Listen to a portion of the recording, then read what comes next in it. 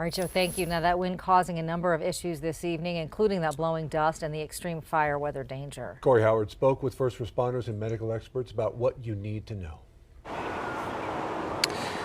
Yeah, here in New Mexico, there are two things that we know are going to come with high winds, and that happens to be blowing dust as well as those red flag warnings. Now, blowing dust occurs when we haven't had rain in a while, and basically the ground is dry and that dust gets kicked up, and it could reduce your visibility while you're driving your vehicle and also cause respiratory issues. Now, red flag warnings, they usually pop up because a fire could spread quickly if one were to start with high winds.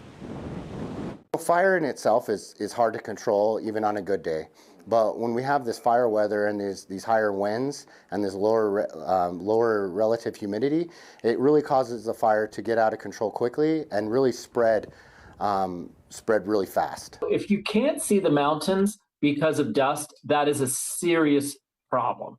That means there is a lot of particulate matter in the air, and that's a highly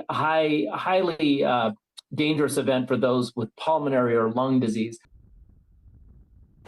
Now, one thing that you could do when it comes to your health and blowing dust is limit your time outdoors. As far as red flag warnings, avoid any outdoor burning. Reporting in Albuquerque, Corey Howard, KOAT, Action 7 News.